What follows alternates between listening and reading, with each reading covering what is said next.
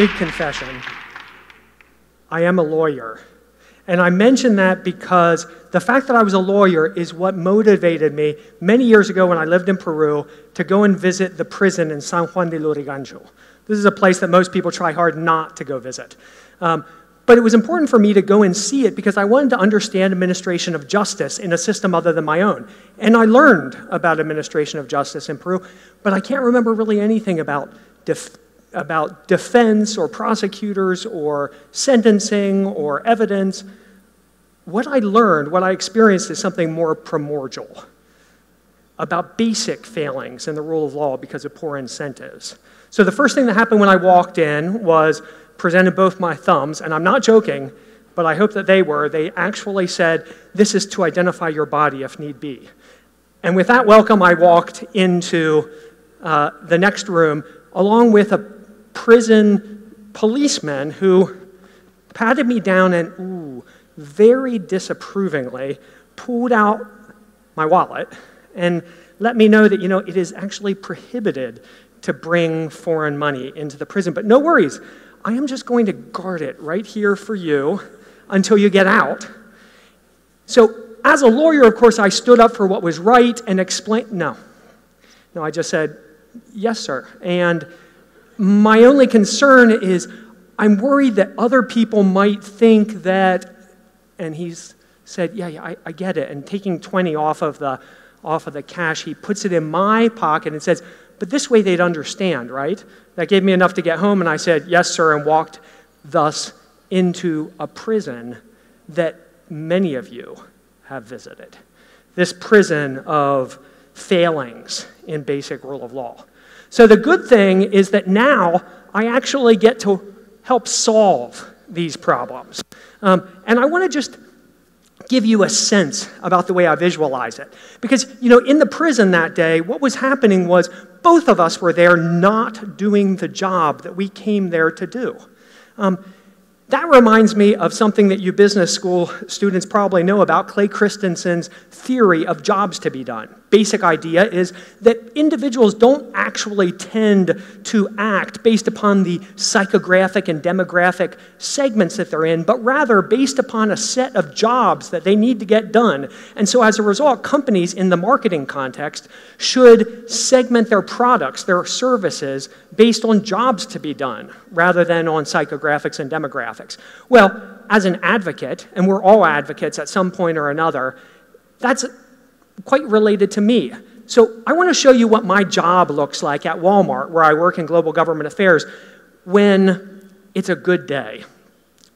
What you get is you get a virtuous circle around this loop of jobs to be done that interlock and that build upward towards increased shared value for all of society. So in our business, a retailer, one of the big jobs to be done is our customers need somebody to save them time through a one-stop shop.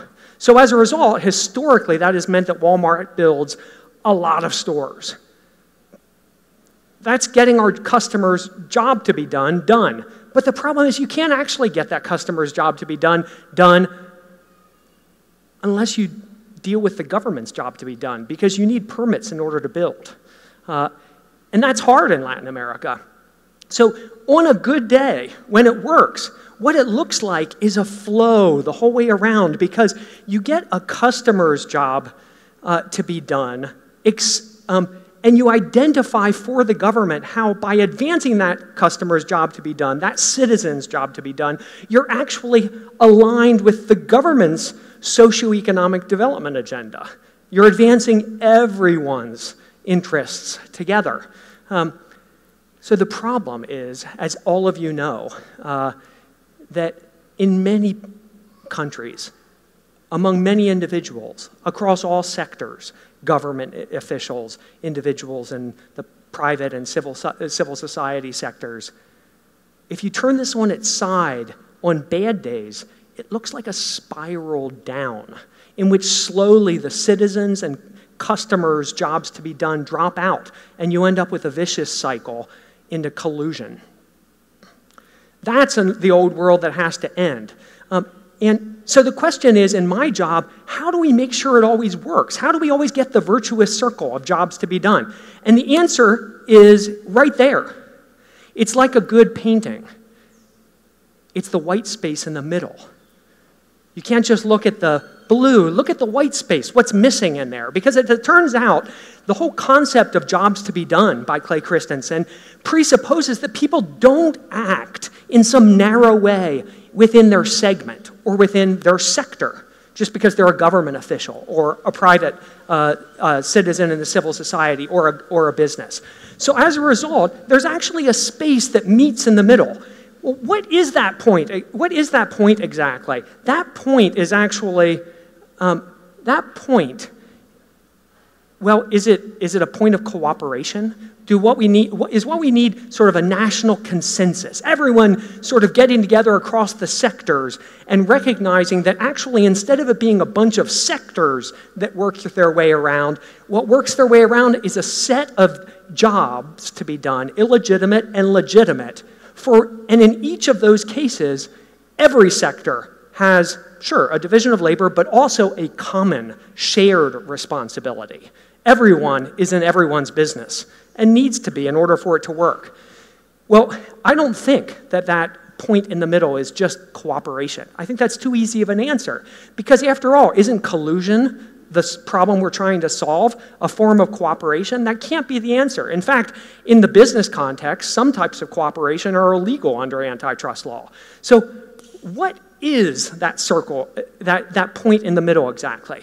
Well, I want to give an example of where I saw what I think it is.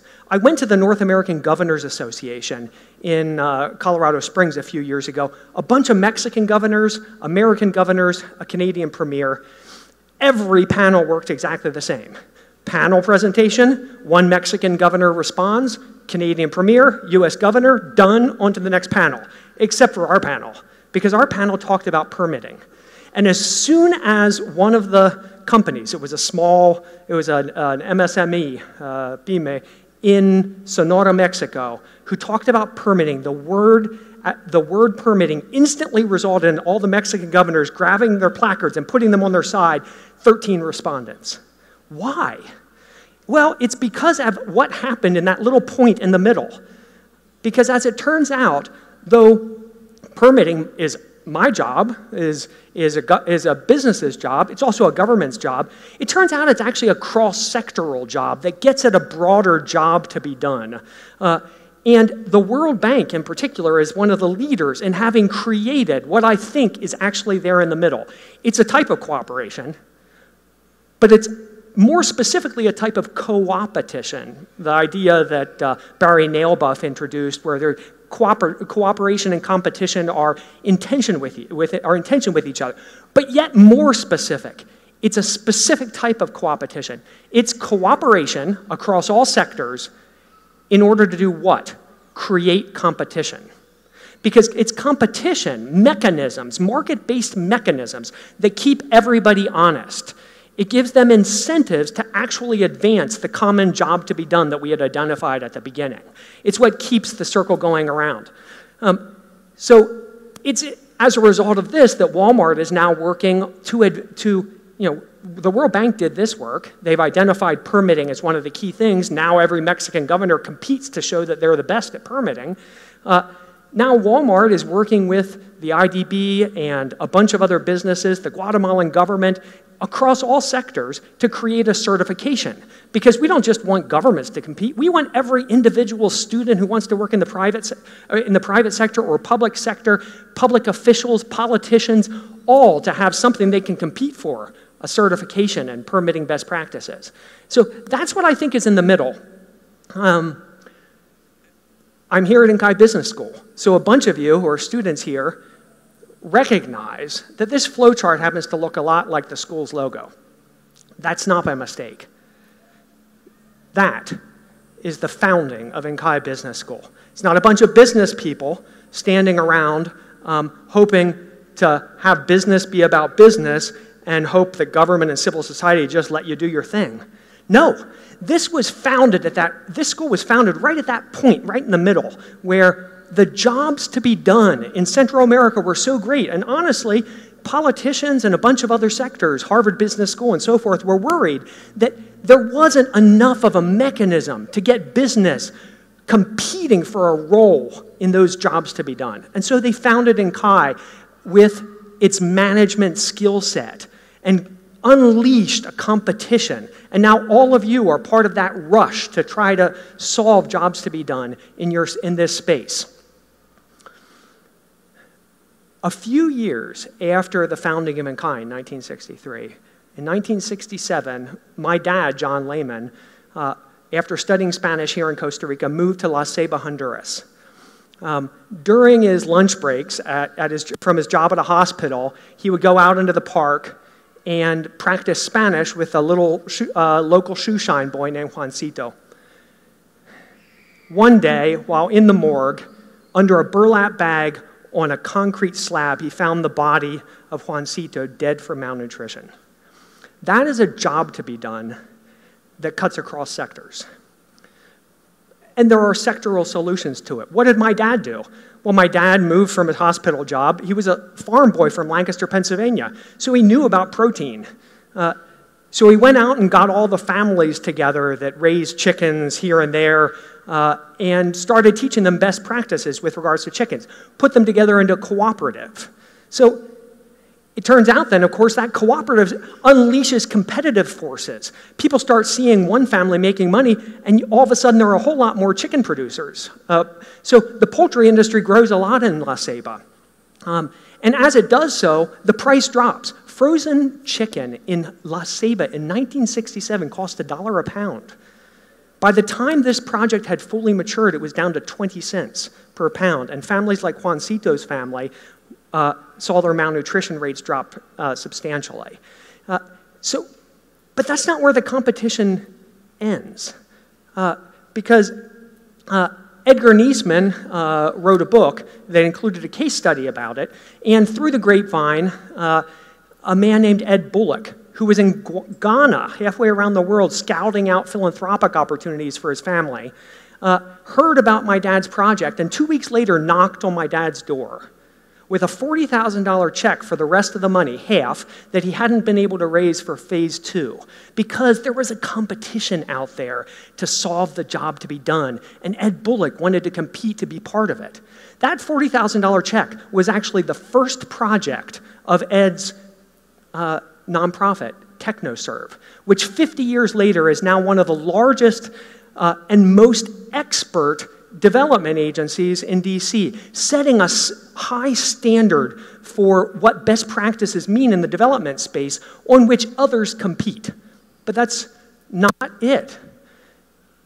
Now, Honduras is, of all Latin American countries, the one country that has the highest U.S. Department of Agriculture standards for export of poultry products into the U.S. market. Export promotion being one of President Hernandez's most important and high-level policy priorities. So, was my 22-year-old father a businessman, a civil society member, a policymaker? Yes. He was at that point where he could actually build a bridge across sectors in one particular way, creating mechanisms, defining the terms on which people would compete to be part of something that was a big job to be done. I'll end where I started, in Peru.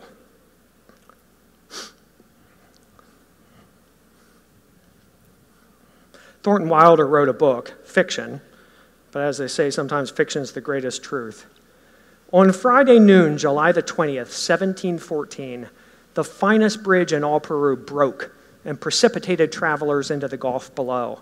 Horses and coaches and chairs had to go down hundreds of feet below and pass over the narrow torrent on rafts. But no one, not even the viceroy, had descended with baggage rather than cross by the famous bridge of San Luis Rey.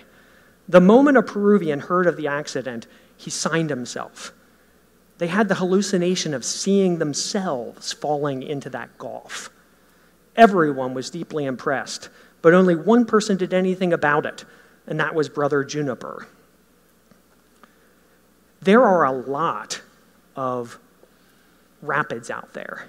And if you're going to pick a space in which to build that bridge, that cross-sectoral bridge that creates competition mechanisms that keep everyone honest so that you get that virtuous cycle of jobs to be done, pick a spot on the river where it's hard to ford. There are a lot of them. Malnutrition in Honduras in 1967, permitting and public contracting that give rise, because of poor systems, to corruption in Brazil and Mexico and every other country in the hemisphere. Lots of other priorities like that that require cross-sectoral effort. And whether you are in business, in government, in civil society, it's at that point. It doesn't matter exactly where you are.